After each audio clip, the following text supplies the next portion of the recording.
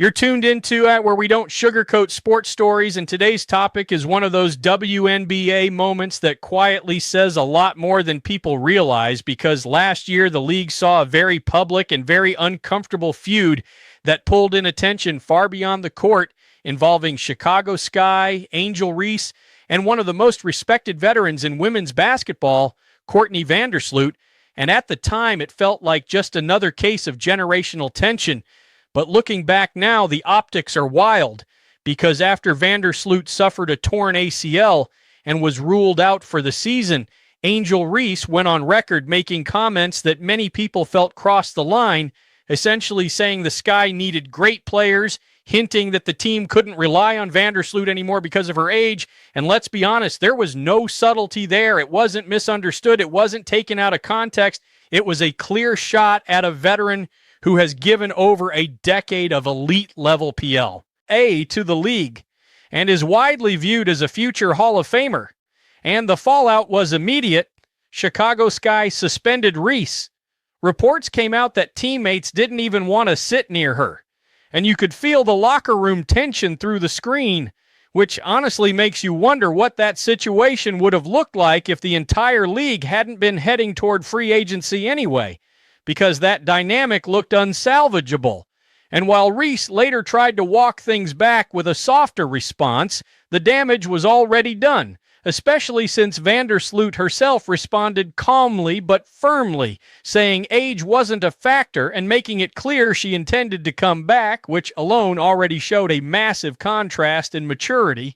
But here's where the story takes a turn that nobody really expected, because fast forward a bit and Courtney Vandersloot quietly makes her acting debut on NBC's Chicago Med, not a small show, not some random cameo, but one of network television's highest-rated procedural dramas, pulling in over 6 million viewers per episode.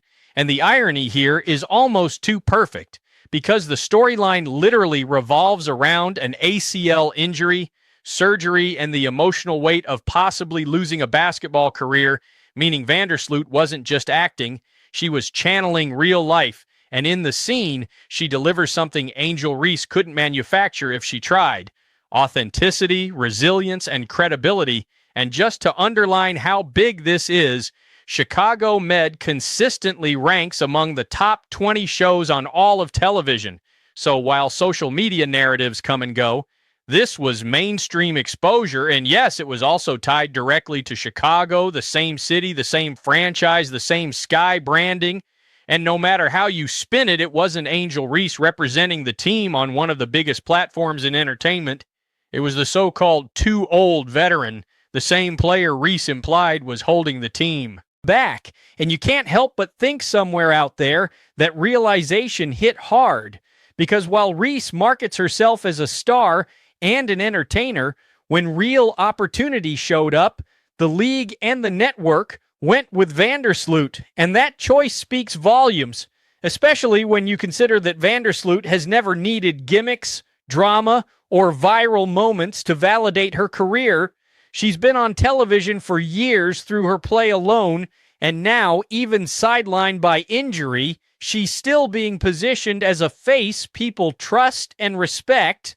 And yes, the big question remains whether a 36-year-old guard can fully return from an ACL tear, but modern sports medicine has rewritten that narrative, and we've seen countless players come back just as strong, if not stronger. And what really stands out is that Vandersloot's mindset hasn't wavered for a second, while Reese's comments now age worse by the day, because the idea that experience suddenly has no value falls apart the moment.